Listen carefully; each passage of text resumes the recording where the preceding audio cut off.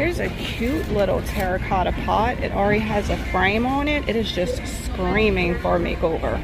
Of course, the first thing I'm going to do is give this a fresh makeover with some paint. I'm using Dixie Belle chalk paint in the color Cotton, which is a nice, pretty, bright white.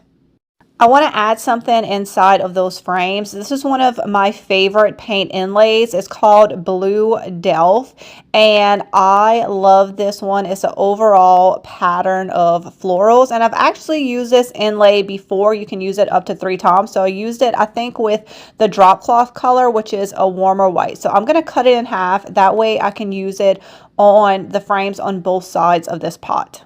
And that drop cloth color will transfer onto this piece, but that is actually one of the very cool effects of the paint inlay. So I'm putting another coat of paint just inside this frame where I want the paint inlay to be. So it's only going to attach to the wet paint that I am putting on right now. So once I have that painted, I'm going to put my paint inlay on and I'm going to spritz it with my mister, and then I'm going to let it dry. And after it's dry, it's on to the fun part. So you're going to take your mister again.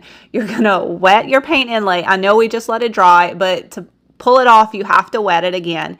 And then look at the reveal. So you see where it just stuck to that wet paint. Now it did get a little bit on the bottom of my frame, but that's no big deal. You could either paint over it to fix it. I just took a baby wipe and wiped it right off. And I did end up going back and sanding the frame, and that really made it look awesome. It almost looked like a gold frame. So I love how this paint inlay came out. I love how it added that little tint of the drop cloth that I used the first time I used this paint inlay. It's just such a cool effect, y'all. I love all of the little creases and all of the imperfections that you get when you use a paint inlay that makes it look like an old aged piece.